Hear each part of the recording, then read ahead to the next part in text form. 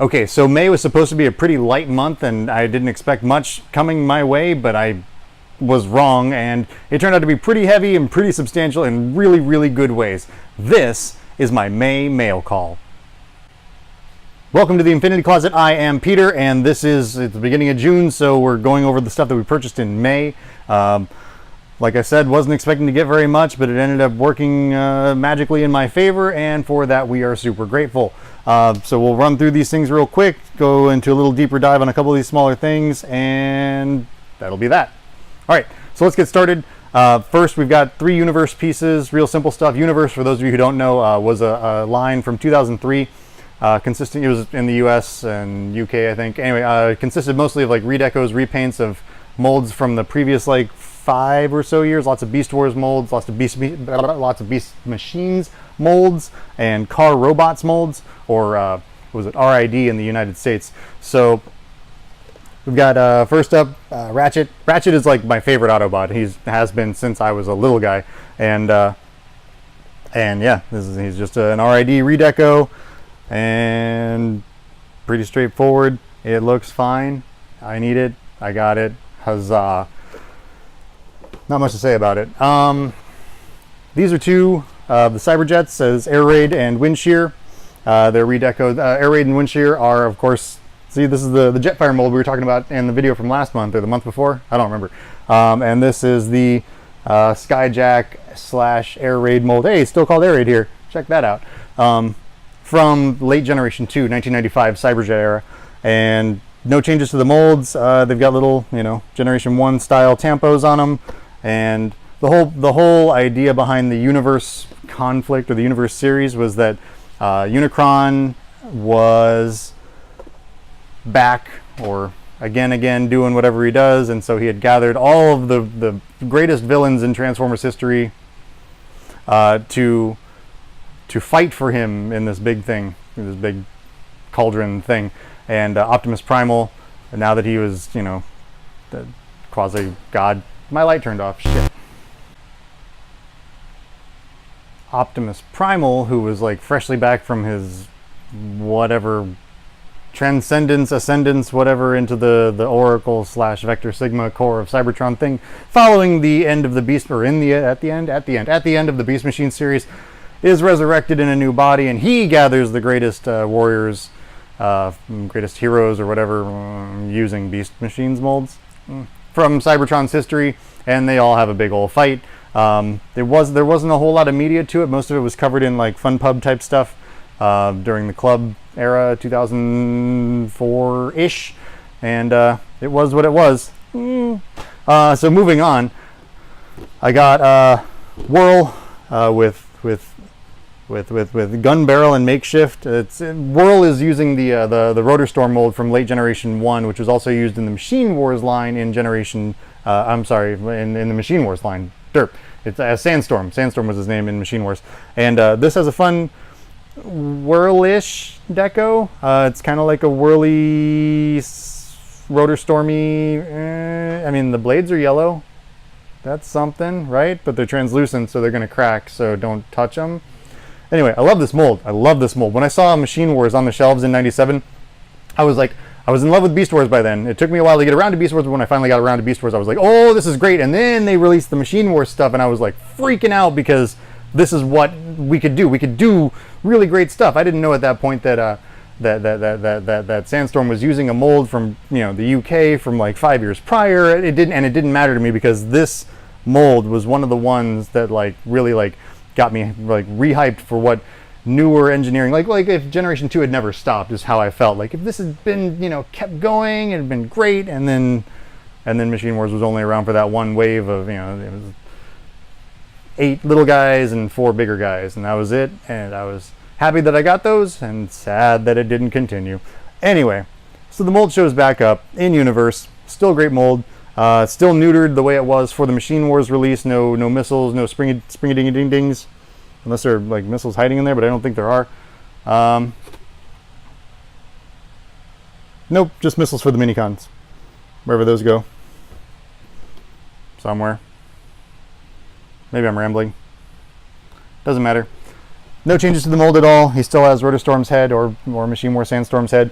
It's a fun little giraffe camo deco thing, and it's fine. It does what it needs to do. Yeah, what's next? So picked up a couple of insert card backer bubble things for Generation 1 stuff. I've got Trailbreaker here and Hot Rod here. And I've got empty boxes for these guys, like really, really nice empty boxes and really nice figures. So you just put all that stuff together and you've got mint in box, but not sealed, figures that look great on the shelf. And so, yeah, easy stuff. We'll put those over here. And this was the side card for Hot Rod, and you put the accessory packet here, and then the bubble goes here inside the box. Next, okay, my friend Nick from Big Tin Robot Toys and Collectibles, he's up in Mattawan, New Jersey, but he found himself down here in my region of the country, West Central Florida. And yeah, anyway, he found himself nearby, and he saw fit and was kind enough to hand deliver this guy to me. And we're going to be opening him up probably today, if not sometime this week. I can't wait to see him and check him out. He's wonderful. So big thanks to Nick. Big thanks to Big Tin Robot Toys.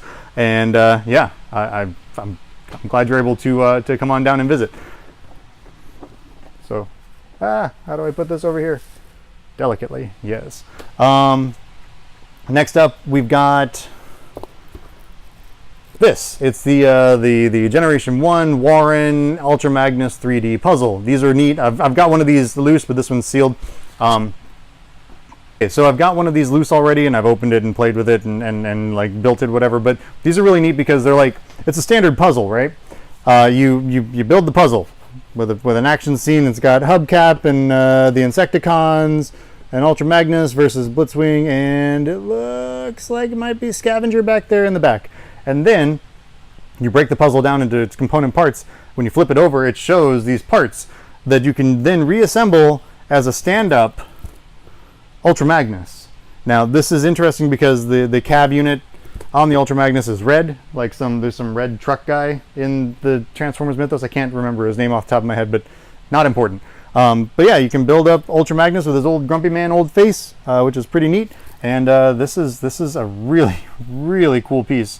I'm glad to have it sealed. There are a couple other ones. There's a Starscream and a Blue Streak. I've got those somewhere in there too. They're in the merch tote 1984 down there. So this is awesome. Stay. All right, so next I got a box from Japan, and there are some really interesting things in this box. First and foremost, we'll just get them out of the way. I've got two of the train bots. I've got Shuki and Getsui. They're unused, stickers unapplied, all that fun stuff in the box. Happy, happy, joy, joy. Now I have all 6 boxes for the Zone Train bots, and I have 4 of the 6 Zone Train bot figures. There are slight mold variations, like I said in a different previous video, for the train bots. The main thing being that the rub sign spots that were on the 1987 Headmasters versions of the molds have been smoothed over, and they differ. So they're lacking rub signs, but they differ from the Diaclone releases. So the Diaclone releases obviously had no rub signs, and then they added rub sign spots, and then they took the rub sign spots away. So there are 3 distinct mold variations for the train bots, and the Zone ones. These things were plentiful a few years ago, up until until that first stupid live action movie came out. These things were a dime a dozen. And I was like, oh, I'll get them later, I'll get them later, I'll get them later. They're only $50 a piece, I'll get them later. And then they all disappeared. They all disappeared. So then I was kicking myself because then they all disappeared, and then I needed to get them, and that made me sad. So happy to have them now. I'm still missing Seizen and Yukikaze. I have their boxes, I have all their stuff. I just don't have the figures themselves, and those mold variations. It's tricky because you have to ask all these eBay retailers or whoever, like, hey man, can I check out this and can I check out that, just to make sure that they aren't hiding something on the mold. And it's a fun hunt, and I dig it. I'm glad I have these. Yeah. So a couple of the things in my box from Japan. First is a Stars membership card. Stars was the club, if you will, the fan club back in the 80s. And in Japan, they had Stars Club too. But unlike the American club where you got your card and you could write your name on the back, and it was one of those lenticular, the picture changes depending on how you move it, whoop, whoop, whoop, whoop, whoop, and it switched from Blitzwing to Omega Supreme. In Japan, they had a nice embossed card with a your membership number. It says Stars, official members card, the Transformers Station Stars, and then on the back, not gonna be able to pick it up. On the back, you can put your name. You could put your blood type. There was a phone number you could call. You could write your phone number down, and there's just little data in here, along with a rub sign.